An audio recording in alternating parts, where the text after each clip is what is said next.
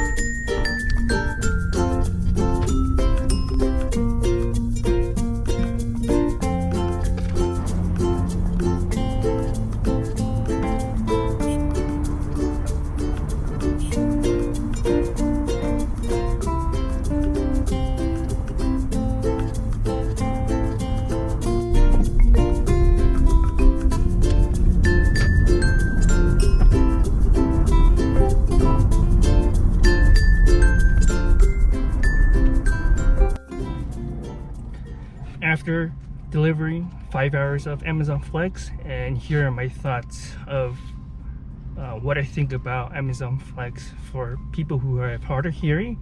Well, actually I did not deliver for 5 hours straight, but I did actually do 2 blocks. So the first block was somewhere close to where I live, which is Amazon Fresh, and then the second one, which is about 10 miles away from my last delivery of the first block.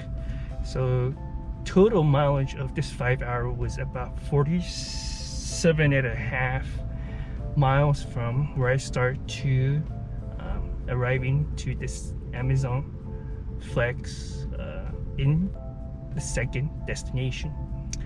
So to kind of sum up everything, what I think about the Amazon Fresh is that the onboarding process, because this is my first time doing it, the onboarding process was a little bit tricky because I don't know how this is gonna work. So I actually arrived to the first Amazon Fresh in Fullerton earlier, about 15 minutes earlier, to kind of get through understanding how the process works.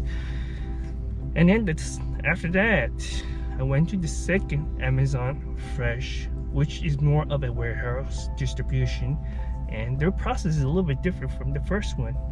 Even though this is my first time delivering the Amazon Flex for 2 blocks, I'm gonna actually give you some of my thoughts of what I think about the Amazon Flex in 3 important aspects. The first one is going to be the onboarding experience, which is from loading, picking up the packages to unload in your car. The second part is the navigation of using the app, and then third part, which is the delivery. So the first part is the onboarding experience. So the onboarding experience is very easy to use. First of all, is that you bring your ID card, scan in there, and you wait in the car for about 15-20 minutes until you get a notification whether you're going to be picking up certain packages, and the number of packages and number of deliveries. And one of the problem with what I first started is that I just scan everything and I have no idea which one is which one goes first, which one goes second, which one goes third. But I could see that they're all together by the coding system or the name on there. That's one thing that I would have done better, is making sure that I group together and understand which one I will be delivering first, second, third. So it will help me to ease the anxiety and the tensions of like which one to take, and making sure I'm taking the right one. So the second part of what I'm going to be talking about is the navigation proximity. Navigation proximity is delivering the packages was actually very easy to understand, very easy to use. However, when it gets close to the location or destination of the residents' addresses, that's where it's tricky part, because there was no notification or indications of like you're away from this destination, because I had to rely on the GPS map to look at the phone to make sure that I'm actually not going past through the destination.